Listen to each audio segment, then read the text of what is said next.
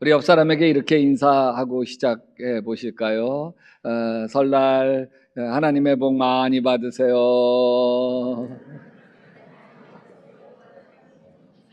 아멘. 한 번 더 얘기할까요? 좋은 일 많이 생길 줄 믿습니다.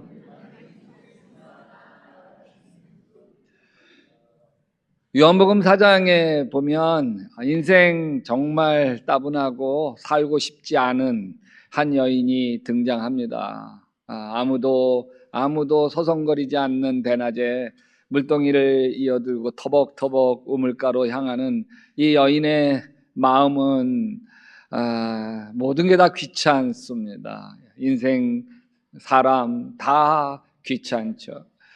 여기 물동이를 들고 가지만 그 물동이 속에서는 자기의 인생의 서러움과 슬픔, 상처들을 가득 담고 터벅터벅 걸어갑니다. 우물가에 도착하는데 보면 어떤 유대 남자가 앉아 있습니다. 누구죠? 예수님입니다. 우연히 만난 거 아닙니다. 예수님이 이 여인을 기다리신 거죠. 이 여인을 기다린 것뿐만 아니라 사실은 이 여인의 아픔, 슬픔을 기다린 것입니다. 이 여인 예수님과 같이 나누면서 이 여인의 깊은 아픔을 예수님이 건드리시죠. 내 남편을 불러와라. 이 여인이 대답합니다. 나는 남편이 없습니다. 말은 짧지만 이것은 비명에 가까운 고백입니다. 그때 예수님은 이 여인을 정죄하지 않습니다. 허물과 죄를 들춰내고 지적하지도 않습니다. 다만 이 여인의 슬픈 인생을 들여다봅니다. 너 많이 아팠구나. 그 순간 이 여인은 깨닫습니다. 이분이 내 수치스러움을 들춰내려고 오시는 분이 아니고 품어주시려고 지금 말씀하시는구나. 그래서 이야기를 전환해서 좀 느닷없는 이야기를 질문합니다. 우리는 이 산에서 예배하는데 유대인 당신들은 예루살렘에서 예배한다고 합니다. 어디가 맞는 것입니까? 겉으로 보면 예배 장소에 대한 질문처럼 보이는데 거기에 담긴 속뜻은 이런 것입니다. 예수님, 나 같은 인생도 하나님께 나아갈 수 있습니까? 이렇게 망가진 사람도 예배할 수 있나요? 제 예배도 하나님이 받아주시는 거 맞습니까? 바로 그때 예수님이 대답하시죠. 이 산도 말고 예루살렘도 아니다. 하나님께 나아가는 자는 장소가 중요한 것이 아니라는 것입니다. 그리고 결정적인 말씀을 하시죠. 같이 읽어볼까요? 참되게 예배를 드리는 사람들이 영과 진리로 아버지께 예배를 드릴 때가 온다. 지금이 바로 그때이다. 아버지께서는 이렇게 예배 드리는 사람을 찾으신다. 여러분, 내가 서 있는 그 자리에서도 내가 그런 인생을 살아왔어도 하나님은 지금 너를 찾고 계신단다.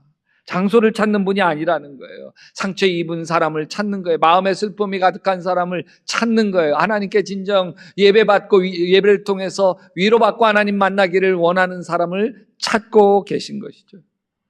여기서 찾는다, 이것은 이런 양을 찾아서 막 헤매이는 목자의 심정으로 그렇게 간절하게 그렇게 끝까지 추적하는 것을 찾는다라고 이야기합니다.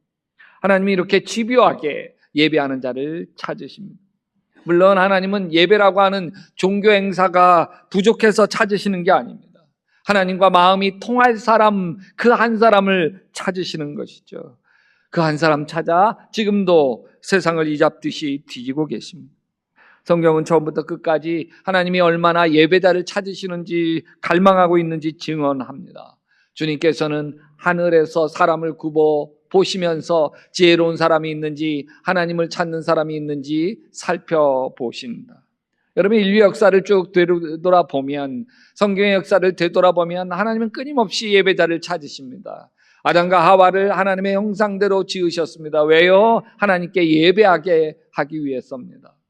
가인과 아벨 둘도 다 예배가 중요했습니다. 그런데 하나님이 가인의 예배는 받지 아니하시고 아벨의 예배를 받으시자 가인이 화가 가득해서 아벨을 쳐 죽입니다.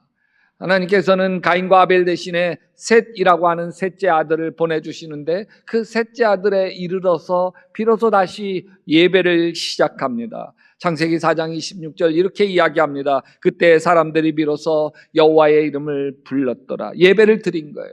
노아의 홍수 때 다 쓸어버립니다. 노아의 가족 8명만 살아남게 되어지죠.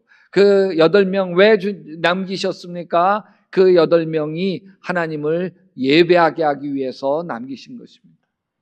아브라함을 부르십니다. 왜 아브라함을 부르셨습니까? 하나님을 예배하도록 부르신 거고, 이삭이 예배하고 야곱이 예배합니다.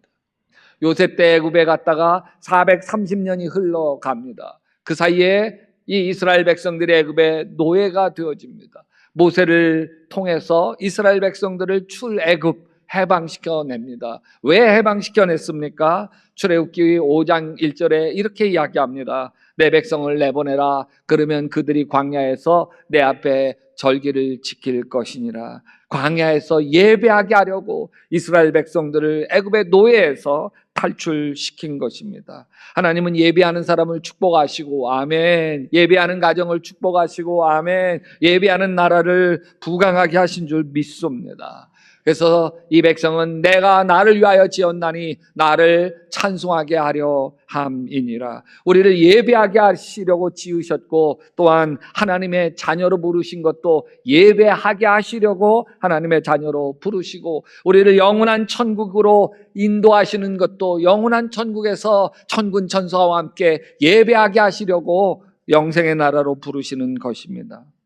하지만 조심해야 할 것이 있습니다. 예배당에 앉아 있다고 다 같은 예배가 아닙니다. 가인도 예배를 드립니다. 그러나 하나님은 가인과 그 제물은 받지 않으셨습니다. 여러분, 가인은 하나님을 향한 경외도 없습니다. 자기를 깨뜨리고 꺾는 겸손도 없습니다. 가인의 예배 속에는 하나님의 임재가 없습니다. 가인의 예배 속에는 하나님에 대한 감동과 간격이 없습니다. 가인의 예배 속에는 가인의 삶의 변화가 없습니다. 새로워지는 경험이 없습니다. 여호와 하나님이 가인에게 이렇게 이야기합니다. 죄가 너의 문 앞에 토사리고 앉아서 너를 지배하려고 한다. 너는 그 죄를 잘 다스려야 한다. 여러분, 가인이 예배를 안 드리기 때문에 죄가 문 앞에 도사리고 앉아 있는 것이 아닙니다. 가인 예배를 드립니다. 그러나 그 예배를 드려도 자신의 분심을 다스리지 못합니다. 죄를 다스리지 못합니다. 결국 예배드리던 가인이 동생 아벨을 쳐 죽입니다. 이런 가인의 예배를 이사야서에서 이렇게 이야기해요. 너희가 내 앞에 보이러 오느니 누가 이것을 너희에게 요구하였느냐? 내 마당만 밟을 뿐이니라. 성전 마당만 밟고 가는 것입니다. 하나님과 깊은 교제가 없습니다. 여러분, 오늘 우리는 하나님을 만나러 오셨습니까? 아니면 예배드리는 내 모습을 확인하러 오셨습니까? 저는 하나님이 우리의 이름을 하나하나 부르시면서 내가 찾던 예배자가 바로 너다 하시며 활짝 웃게 되시기를 바랍니다. 옆 사람에게 이야기해 볼까요? 하나님이 찾으시는 예배자가 바로 너야. 아멘.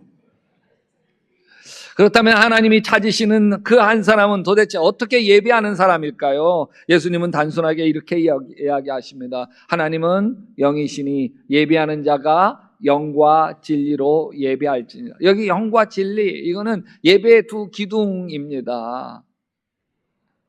예배의 두 기둥. 영으로 드리는 예배, 이건 많은 사람들이 이렇게 생각을 합니다.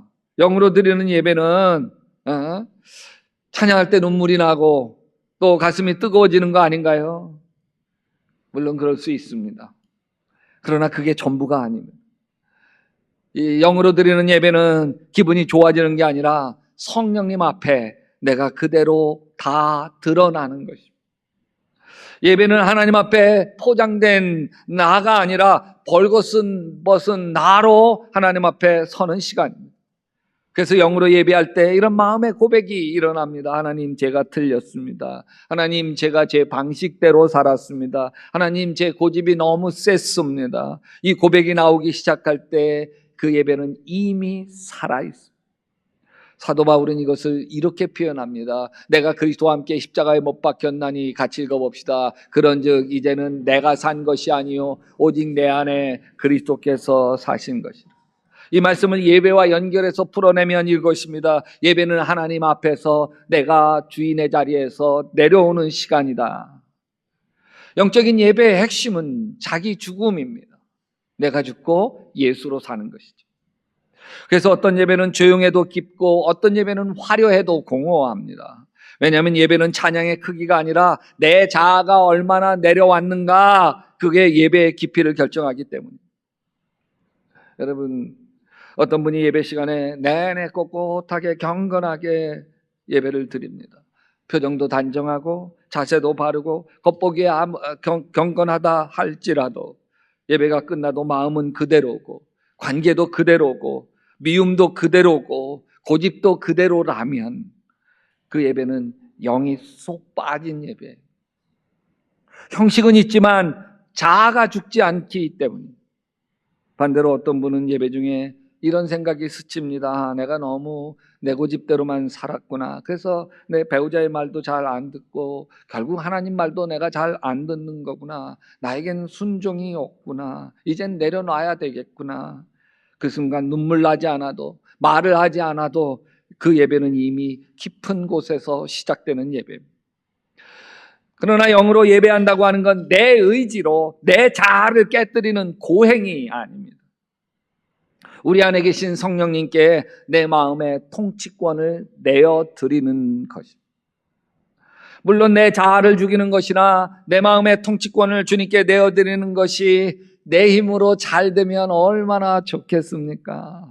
내 힘으로 된다면 우리가 거의 예수님입니다. 거의 예수님입니다. 안 됩니다. 그래서 우리 모두가 다 예수님이 필요한 것입니다. 나는 넘어집니다. 그러나 나를 사랑하시는 예수님은 완전하시기 때문입니다. 주님이 내 안에서 나를 빚어주시고 아멘, 새롭게 하시고 아멘, 나를 다스리는 예배가 영으로 드리는 예배입니다. 두 번째, 진리로 드리는 예배입니다.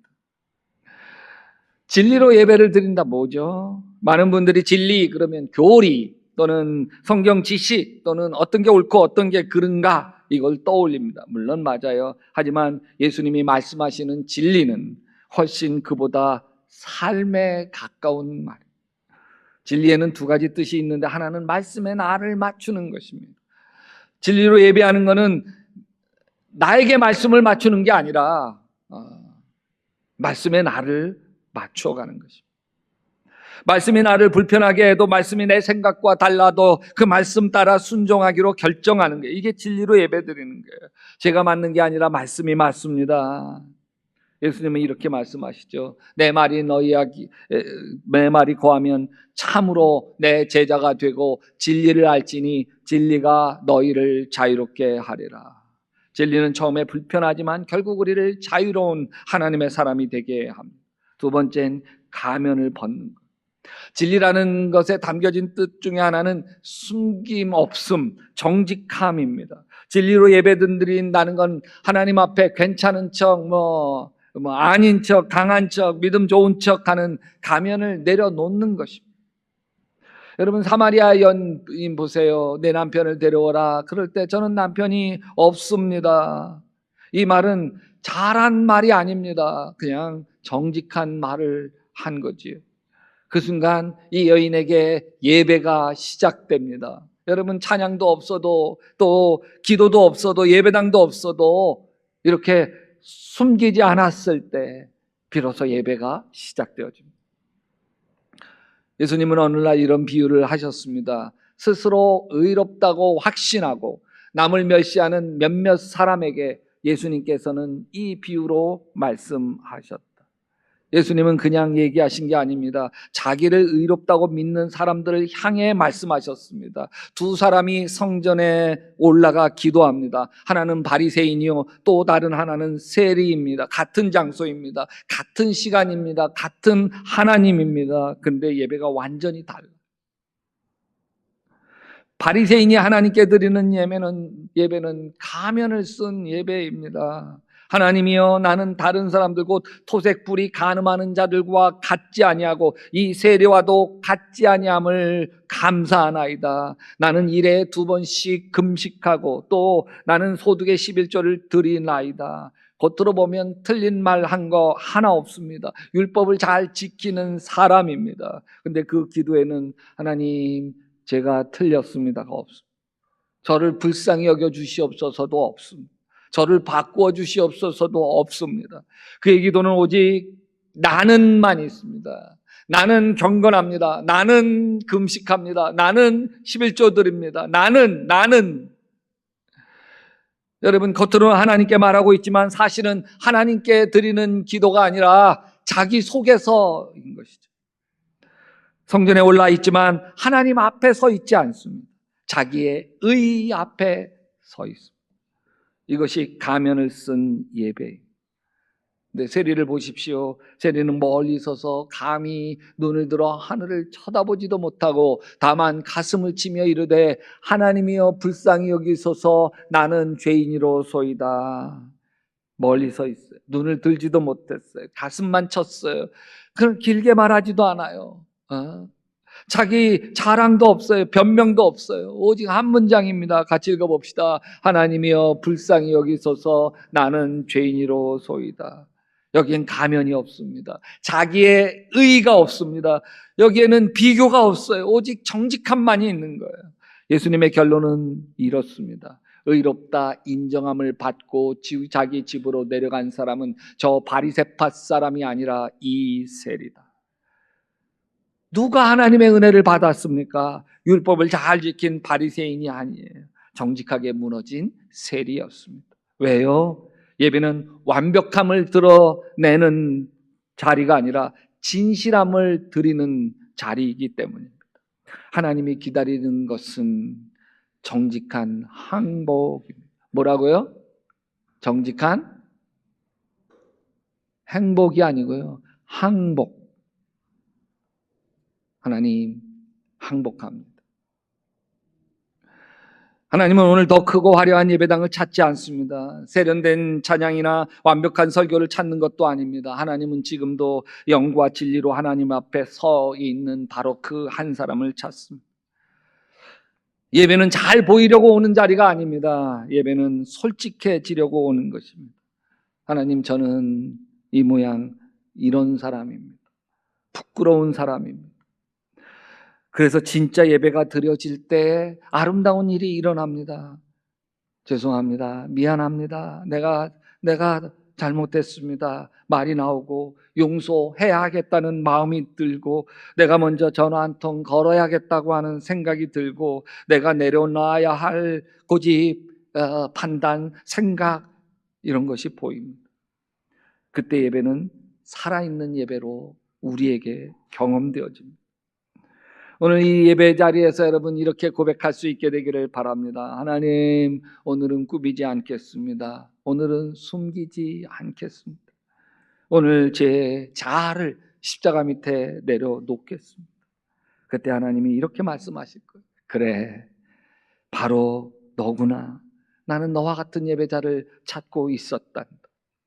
이렇게 영과 진리로 예배할 때 예배는 예배로 끝나지 아니하고 삶으로 흘러가게 되어집니다. 우리가 예배를 바꾸고 예배가 우리를 바꾸고 아멘.